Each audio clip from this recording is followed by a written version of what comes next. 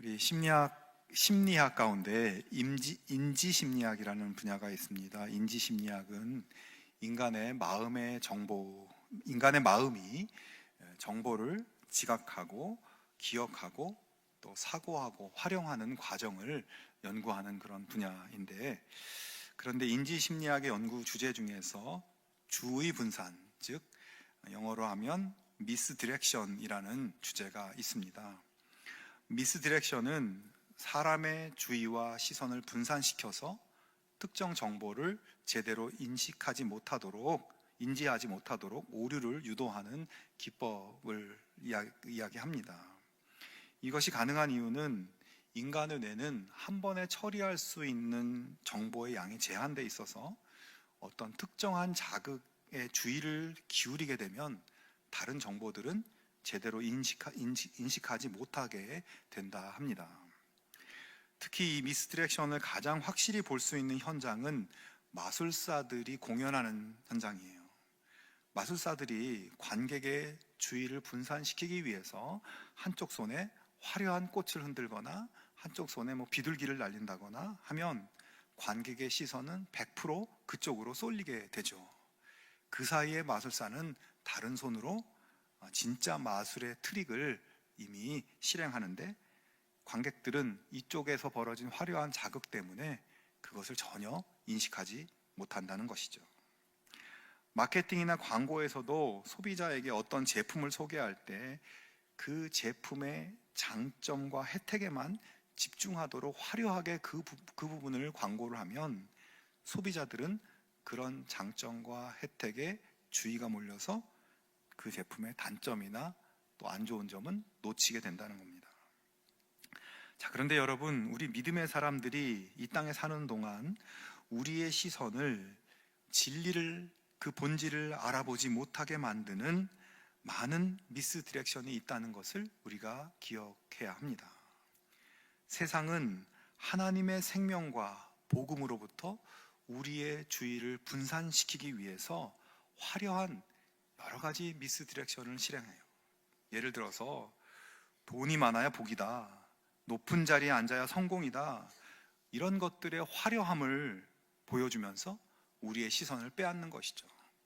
그래서 거기에 한눈 팔다 보면 우리 영혼에 정말 중요한 것을 다 놓치고 하나님 자녀의 복된 길을 놓치게 되는 겁니다. 오늘 말씀을 통해서 세상의 미스디렉션에서 눈을 돌려서 진짜 복의 본질을 향해 나아가는 그런 삶에 대해서 말씀 통해 나누어 보려고 합니다. 본문은 시편 1편 말씀입니다. 총 150편의 시로 이루어진 이 시편의 첫 번째 나오는 이 말씀은 시편 전체의 서시이자 시편의 입구에 있는 표지판이라고 할 수 있습니다. 그래서 앞으로 이 이후에 나오게 될 시편 말씀을 통해서 이루어지기를 바라는 올바른 믿음의 사람의 모습, 어떤 것인지를 이 시편 1편이 보여줍니다. 우리가 모르는 길을 갈 때 요즘은 내비게이션이 있다고 하지만 이정표나 안내 표지판이 굉장히 중요한 역할을 하죠. 그 표지판을 잘 따라가야 원하는 목적지에 갑니다. 시편의 세계로 들어가는 입구에 세워진 이 시편 1편 말씀을 잘 따라갈 때 하나님께서 이 시편을 통해서 깨닫게 하시고 세워주시는 복된 인생을 걸어갈 수 있게 되는 겁니다. 그러므로 오늘 시편 1편을 우리가 조금 더 정성스럽게 또 깊이 읽고 묵상하고 우리 자신의 삶의 방향을 하나님 세우신 표지판을 향해 나아갈 수 있기를 축원합니다. 오늘 말씀은 복 있는 사람이라는 말씀으로 시작합니다. 히브리어 원어로는 뭐뭐 하는 사람은 복이 있다, 이렇게 되어 있어요. 즉 복받기를 기원하거나 소원하거나 할 때 쓰는 말이 아니라 이미 복된 삶을 사는 사람을 의미하는 겁니다. 그리고 이 말씀에서 사용되는 복이라는 단어는 히브리어로 아슈레라는 단어인데, 이것은 하나님이 세워주신 뜻에 순응하며 살 때 자연스럽게 주어지는 복을 의미합니다. 자, 그런데 반면에 히브리어로 복이라는 단어 중에 바루크라는 단어가 있어요. 바루크는 하나님께로부터 오는 전적인 은혜, 아무 대가나 공로 없이 주어지는 복을 의미합니다. 자, 이 대목에서 잠깐 멈추어 오늘 우리는 복 있는 사람인가? 나는 복 있는 사람인가? 이 질문을 여러분 지금 스스로에게 한번 해보시기 바랍니다. 나는 정말 복 있는 사람인가? 여러분 각자 조금씩 다 다르게 생각할 것 같아요. 그러나 여러분, 방금 말씀드린 바루크라는 하나님의 복, 하나님의 전적인 은혜, 나의 어떤 노력이나 공로 없이 무조건적으로 주시는 하나님의 복이라는 기준으로 보았을 때 여기 모인 우리 모두는 다 복 있는 사람들입니다. 이 시편을 읽는 이스라엘 백성들 다 바루크의 복을 받은 사람들이에요. 그들은 수백 년의 노예 생활에서 온갖 고난과 고통, 도저히 빠져나올 수 없는 절망 가운데 있었지만 하나님께서 그들에게 구원의 복을 주셨습니다. 하나님께서 친히 수많은 기적의 역사를 무조건 행하셔서 어떤 노력으로도 빠져나올 수 없는 이들을 하나님의 기적으로 구원의 복을 누리며 복 있는 사람으로 살게 하셨습니다. 오늘 우리도 마찬가지입니다. 창조주이며 주인이신 하나님을 떠나 교만의 죄, 불순종의 길, 죄의 길을 선택함으로 그 죄의 결과 죽을 수밖에 없는 우리를 하나님께서 불쌍히 여기셔서 예수 그리스도 십자가의 무조건적인 은혜를 우리들에게 부어주심으로 우리를 복 있는 사람으로 만드셨습니다. 우리의 어떤 노력이나 도덕이나 선행이나 지혜나 그 무엇으로도 하나님과의 관계를 회복할 수 없는 절망적인 상태에 있는 우리를 그냥 공짜로 십자가의 은혜를 부어주셔서 복 있는 사람으로 바루크의 복을 누리며 살게 했습니다. 여러분, 우리는 이미 복받은 상태에 있는 사람들이에요. 이미 복 있는 사람들입니다. 하나님의 영원하신 사랑을 받았고 그리스도의 영원하신 보혈의 공로로 더 이상 부족함이 없는 복을 받았습니다. 그러므로 성도 여러분, 오늘을 살면서 나는 별로 복이 없는 사람이다, 이런 생각을 오늘부로 버려버리시고 이미 부어주신 하나님의 영원한 생명의 복, 놀라운 구원의 복에 감사하며 항상 하나님을 찬송하고 예배하는 복된 자녀의 길 걸어갈 수 있기를 축원합니다. 자, 그런데 오늘 우리의 본문은 거기서 한 걸음 더 나아가서 이미 무조건적인 복을 받은 우리가 이 세상을 살면서 이 아쉬레의 복을 누리는 길을 보여주고 있어요. 여러분, 하나님께서는 하나님의 절대적인 구원의 복을 받은 우리, 복 있는 사람이 된 우리가 이 땅에서 계속해서 하나님과 친밀한 관계 안에 거하고 하나님의 뜻에 순종함으로써 주어지는 아쉬레의 복을 우리가 누리며 살기를 원하십니다. 여러분, 우리 모두의 삶이 그 하나님의 원하심대로 되어지기를 축원합니다. 오늘의 말씀을 보면 먼저 복 있는 사람이 하지 않는 것을 이야기해요. 1절에 보면 복 있는 사람은 악인들의 꾀를 따르지 아니하며 죄인들의 길에 서지 아니하며 오만한 자들의 자리에 앉지 아니하고 라고 말씀합니다. 여기에 먼저 악인, 죄인, 오만한 자, 이런 사람들이 나옵니다. 근데 이 단어들이 조금씩 다른 의미인데요, 악인은 구체적으로 말하면 하나님의 율법 말씀을 무시하고 자기 마음대로 자기 멋대로 사는 사람을 뜻합니다. 이어서 죄인들은 하나님의 계명을 무시하는 것을 넘어서서 그 계명을 범하면서 사는 사람들입니다. 그리고 마지막 오만한 자들은 자기를 절대화해서 남들을 무시하고 뿐만 아니라 하나님도 무시하고 하나님에 대해서 모욕적인 발언까지도 하는 그런 사람을 뜻합니다. 그래서 이 악인, 죄인, 오만한 자는 그 의미가 점진적으로 더 악한 사람들로 표현되어 있어요. 이게 시편이다 보니 그런 문학적인 이 기법을 넣은 것이죠. 그렇지만 큰 틀에서 보면 이 셋은 사실 같은 의미라고 보여집니다. 즉, 하나님의 무조건적인 은혜의 복을 받았지만 살면서 하나님을 등지고 하나님의 가르침을 무시하고 자기 욕망을 따라서 살아가는 그런 사람들을 의미하는 겁니다. 그리고 오늘 본문에 따르다, 서다, 자리에 앉다, 세 개의 동사가 연이어 나오죠. 이 말씀은 한 사람이 타락하는 과정을 보여주는 것입니다. 즉, 처음에는 악인들을 따라서 그들의 길을 들락날락하면서 죄를 탐하다가 나중에는 죄인들의 길에 머물러 서성거리다가 결국 거기에 자리를 잡고 앉아버린다. 이것은 죄의 늪에 점점 깊이 빠지는 과정을 나타내는 것이죠. 자, 여러분, 사실 처음부터 죄에 깊이 빠지는 사람은 별로 없습니다. 많은 경우 사소하고 작은 유혹이 다가오면 이 정도쯤이야 하면서 발을 살짝 들여놔요. 이때의 심정은 나는 절대 이 이상은 넘어가지 않을 거야, 자신감을 보입니다. 하지만 이슬비에 옷이 젖는 것처럼 죄의 유혹을 처음에 뿌리치지 못하면 돌이키기 힘들고 그것들의 화려함의 주의를 빼앗겨 버리면 정말 우리를 살리는 것들에게서는 멀어져 버리는 겁니다. 그러므로 여러분, 이 지점에서 하나님의 복을 이미 받은 하나님 백성으로서 꼭 짚어야 할 것이 있어요. 그것은 죄는 초기에 잡아야 된다는 거예요.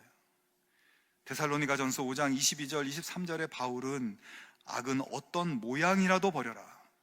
평강의 하나님이 친히 너희를 온전히 거룩하게 하시고 또 너희의 온 영과 혼과 몸이 우리 주 예수 그리스도께서 강림하실 때에 흠없게 보존되기를 원하노라. 이렇게 말씀했습니다.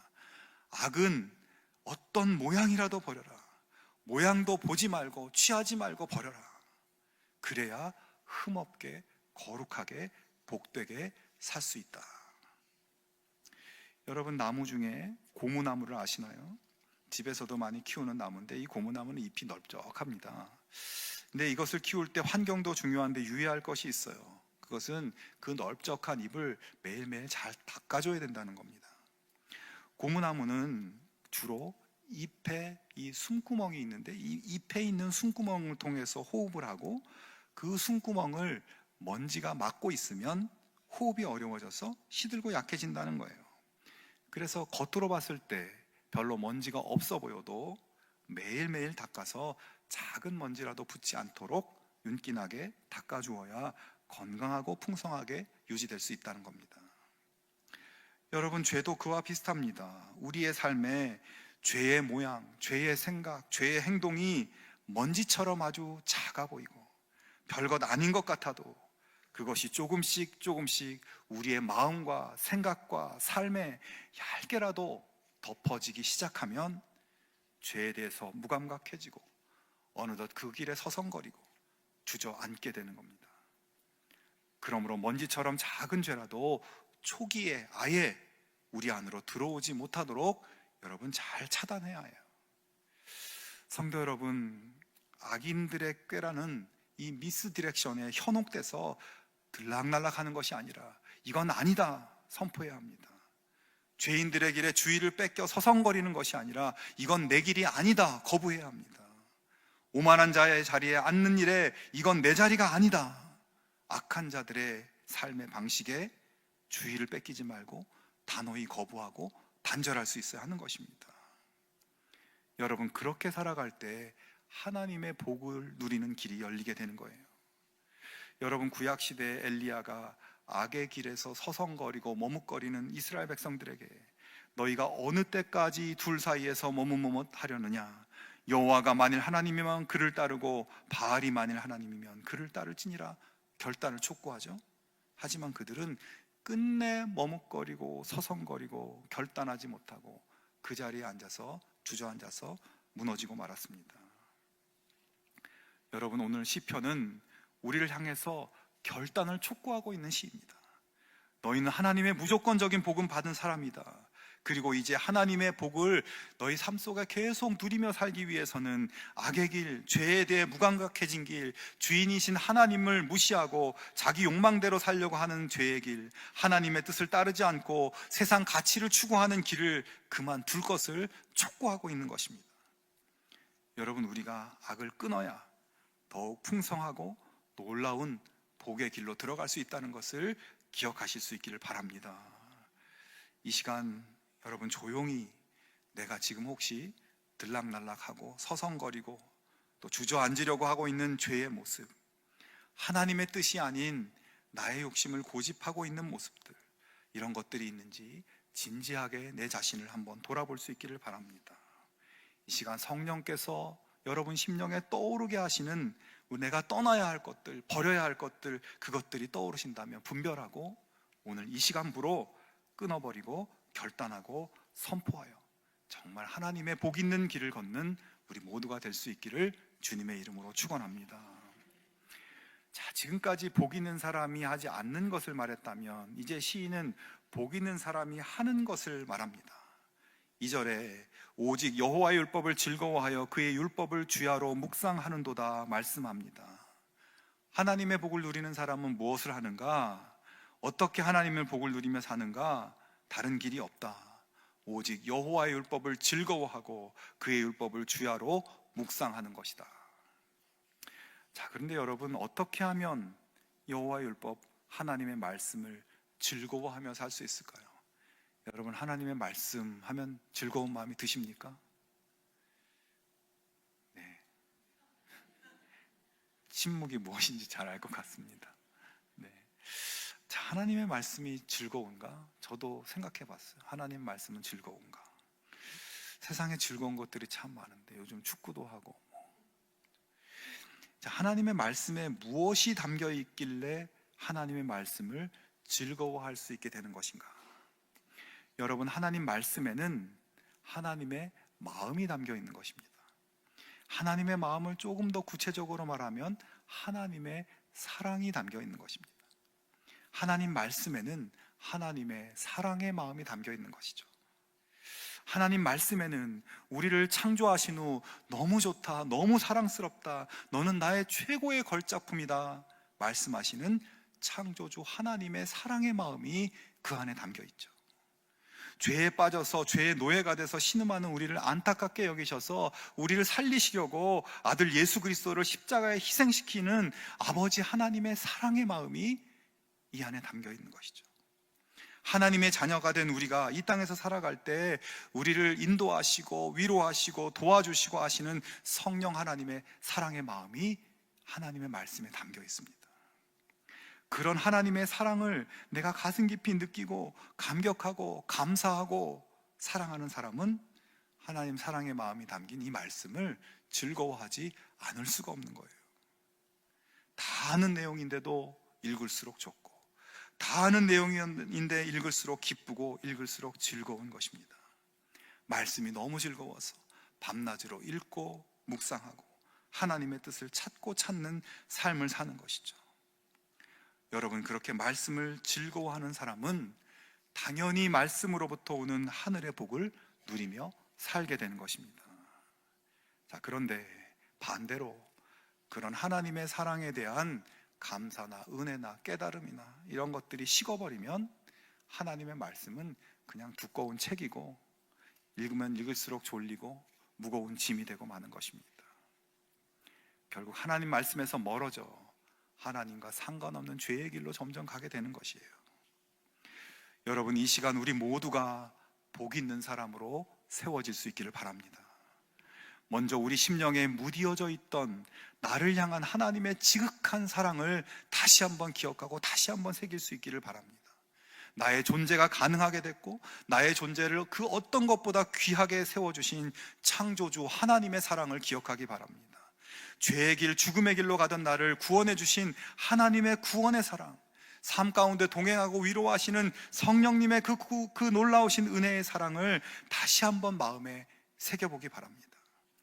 그리고 그 하나님의 마음이 담긴 하나님 말씀을 즐거워하고 묵상하고 말씀대로 살아가는 복 있는 사람의 모습이 회복되는 우리 모두가 되기를 주님의 이름으로 축원합니다. 이어서 시인은 복 있는 사람의 상태를 설명합니다.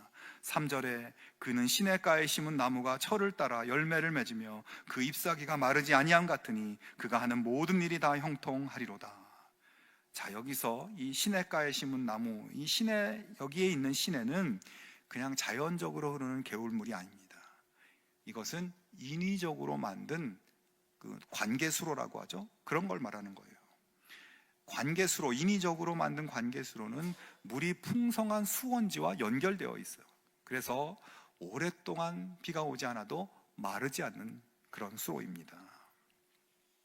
자, 지금 시인은 복 있는 사람을 그런 마르지 않는 관계수로 주변에 심겨진 나무라고 표현해요.